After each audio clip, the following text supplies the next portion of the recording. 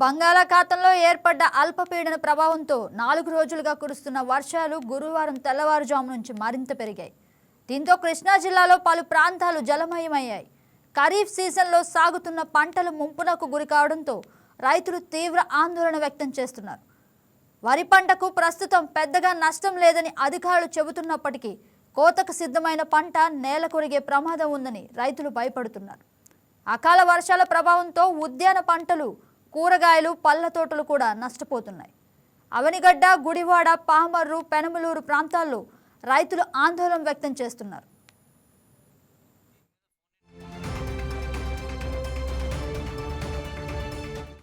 ఇక ఇదే అంశంపై మరింత సమాచారం అందించేందుకు మా స్పెషల్ కరెస్పాండెంట్ కృష్ణారావు ఫోన్లో సిద్ధంగా ఉన్నారు. కృష్ణారావు, చెప్పండి, అసలు ఏ ప్రాంతాల్లో పంట నష్టం ఎక్కువగా జరిగే అవకాశం ఉంది? రైతులు ఏమని అంటున్నారు? గగన, ఈ ప్రాంతంలో ఈ సమయంలో ఈ అకాల వర్షాలు రైతులను ఆందోళన గురి చేస్తున్నాయి. అయితే ఇది డెల్టాలో ఏదైతే ఉందో డెల్టాలో ఉన్నటువంటి వరి పంటకి అంత ముప్పు లేదని వ్యవసాయ అధికారులు చెబుతున్నప్పటికీ ఈ ఉద్యాన పంటలకి ఏదైతే మెట్ట ప్రాంతాలు ఉన్నాయో ఆ పంటల రైతాంగం మాత్రం ఆందోళన ఉన్నారు. అంటే ఈ కరకట్ట, కృష్ణా నది కరకట్ట వెంబడి ఉన్నటువంటి మెట్ట ప్రాంతం కానీ, అట్లా గుడివాడ ప్రాంతంలో కొంత ప్రాంతం, అవనగడ్డ నియోజకవర్గంలో మెట్ట ప్రాంతం ఉంది. పులిగడ్డ, ఎడ్లంక ఇవన్నీ కూడా మెట్ట ప్రాంతంలో కూరగాయలు, పళ్ళు, ఈ బొప్పాయి, అరటి, పసుపు ఇలాంటివి పండిస్తారు. వీళ్ళంతా కూడా ఈ వర్షాలకి పంట దెబ్బతింటుందనే ఆందోళనతో అయితే ఉన్నారు. గగన, ఇంకా లంక గ్రామాల్లో కూడా అంటే ఎక్కువగా పంట నీట మునిగిందని చెప్పేసి వినిపిస్తుంది. విజువల్స్లో చూసినట్లయితే నీరు కూడా బాగా ఎక్కువగా ఉంది. అసలు రైతులు ఏమని వాపోతున్నారు? అయితే యాక్చువల్గా ఈ టైంలో వర్షాలు అంటే ఇది వర్షం సీజనం. ఈ వర్షంలో ఈ అకాల వర్షాలు, వాయుగుండాలు పడటం, అల్పపీడనాలు, దీని మూలంగా వర్షాలు వస్తాయి. దాని మీద రైతులు ఇబ్బంది పడటం మనం వరి పంటకి చూస్తాం.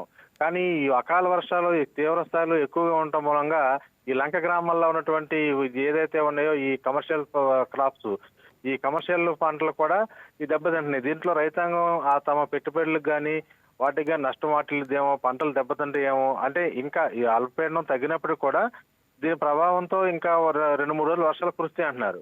ఇదే రకంగా కనుక వర్షాలు కురిస్తే ఇంకా ఎక్కువ నష్టం వాటిల్లేది, పంటలు దెబ్బతింటాయి అనే భయం రైతాంగాన్ని పీడిస్తుంది. గగన, కృష్ణారావు, విద్యుత్ అంతరాయం అలాగే రోడ్లపై వాహనాలు వెళ్ళడానికి కూడా వీల్లేనట్లుగా కనిపిస్తుంది. అసలు దీనిపైన అధికారులు ఏ విధంగా అంటున్నారు? విద్యుత్ అంతరాయం కొంతవరకు తక్కువగానే ఉంది.